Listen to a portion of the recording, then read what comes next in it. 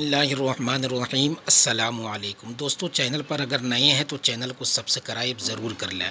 ابن عساکر میں ہے کہ حضرت معاویہ رضی اللہ تعالی عنہ کے زمانے میں مسلمانوں نے جہاد کیا، جس میں حضرت عبد الرحمن بن خالد رضی اللہ عنہ امیر لشکر تھے۔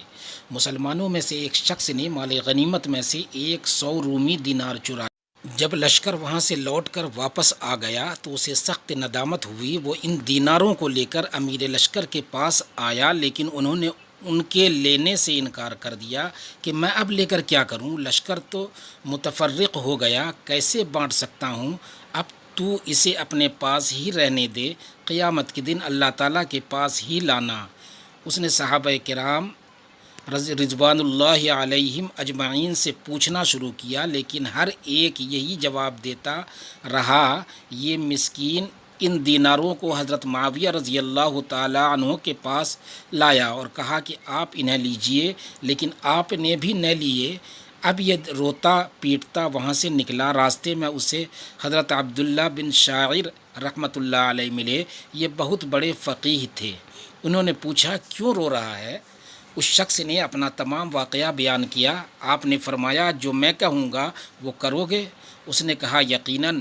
آپ نے فرمایا جا کر 20 دینار حضرت معاویہ رضی اللہ تعالی عنہ کو دے آؤ، اور باقی کے 80 دینار اللہ کی راہ میں اس پورے لشکر کی طرف سے خیرات کر دو۔ اللہ تعالیٰ ان سب کے نام اور مکان جانتا ہے، اور وہ اپنے بندوں کی توبہ قبول کرتا ہے۔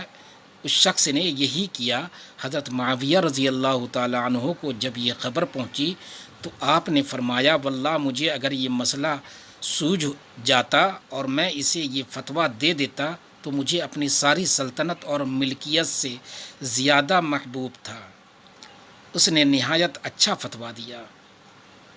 ایک بار حضرت موسیٰ علیہ السلام نے کہا اے میرے رب، آپ مجھے اپنا عدل دکھلائیے۔ اللہ تعالیٰ نے ارشاد فرمایا فلاں مقام پر چلے جاؤ۔ آپ علیہ السلام وہاں گئے۔ انہوں نے ایک چشمہ اور ایک درخت دیکھا، درخت کے نیچے چھپ کر بیٹھ گئے۔ اتنے میں ایک سوار آیا، اس نے چشمے کا پانی پیا اور 1000 اشرفیوں کی تھیلی بھول گیا۔ اس کے بعد ایک لڑکا آیا اور تھیلی لے کر چل دیا۔ پھر ایک اندھا آیا، اس نے چشمے سے وضو کیا۔ اتنے میں اس سوار کو اپنی تھیلی یاد آ گئی تو وہ واپس آیا اور اندھے سے اس نے تھیلی کے بارے میں پوچھا۔ وہ بولا مجھے تو نہیں ملی۔ اس نے اس اندھے کو اتنا مارا کہ وہ مر گیا، اور حضرت موسیٰ علیہ السلام کو اس سے بڑا تعجب ہوا۔